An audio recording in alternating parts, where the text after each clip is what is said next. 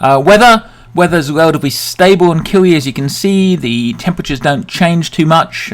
It varies from about 21 to 26 degrees Celsius throughout the year. But obviously there can be quite a bit of variable rainfall.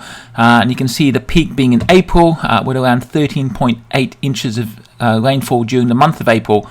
And so in terms of the best time to climb the mountain, in my view, it's probably around that June, July, August period. But different people will probably have different perceptions in that regard. How long to take on the mountain? We've already touched base on this. Fundamentally, the more time you spend on the mountain, the better you are in terms of your chances of acclimatizing. However, the longer you spend at altitude, the more fatigued and tired and deteriorated you become. So there is a balance at the end of the day. And I personally believe on a mountain like Kili, at around that 6,000 meters above sea level altitude, about 7 nights on the mountain gives you that best balance between optimum acclimatization and minimum deterioration. In terms of rate of ascent, what in fact is optimum? Nobody actually knows that with absolute certainty. But the general guideline is that once you get to about 3,000 meters, you probably shouldn't ascend faster than 300 to 500 meters per day. You probably should take a rest day, maybe every second to third day. And on the rest days, you should take some acclimatization trips where you do some side trips to a slightly higher altitude, then come back down. In other words, walk high, sleep low.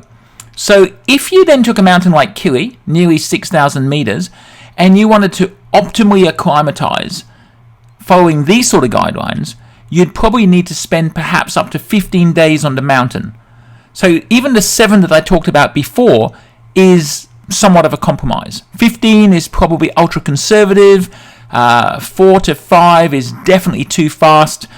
7, 8, 9 maybe is probably about right in terms of that pragmatic balance. However, there are commercial factors that come into play, and as you might imagine, a lot of guiding organizations want to get people up to the top or as close to the top as they can get them as quickly as possible, back down off the mountain and take another group up, because obviously that's a far more profitable venture. So spending 4 to 5 days on the mountain as opposed to 7 to 10 days certainly makes for more profitable guiding, and that really accounts for the high failure rate on Kili, because overall the failure rate to reach the true summit of Kili is close to 50%. And the statistics, it's hard to get definitive statistics, but somewhere in the order of probably 40,000 climbers get up the mountain each year.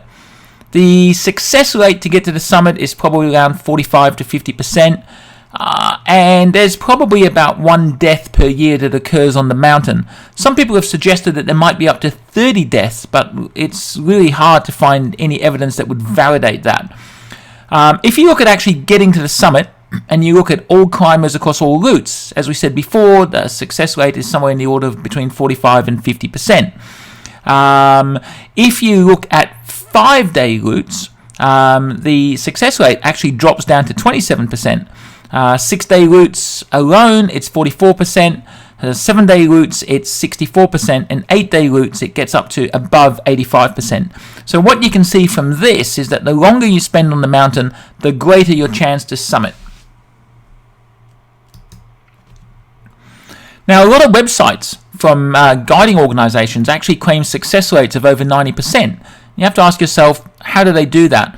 And I think the reality is that often what they're talking about is reaching the summit crater. So here you can see the summit of Kili. Kili is a volcano, and so this is the crater. And one of the main points where you reach the crater is this area here called Stella's Point. So you climb up from the Barafu camp, you hit Stella's Point, and when you do that, you're actually on the crater rim itself. Now, a lot of people turn back at this point, but they often will count that as having reached the summit. However, the true summit is here at Uhura Peak, and that's about another 45 minutes walk and about another 200 meters of altitude gain required. And I think that's what often gives you these slightly erroneous statistics where guiding groups will claim sort of 90% success rates, but they're really referring to getting you here. And people are often quite exhausted by the time they reach this point. And really that extra 45 minutes and 200 meters gain actually proves too much. It's a matter of being so near and yet so far.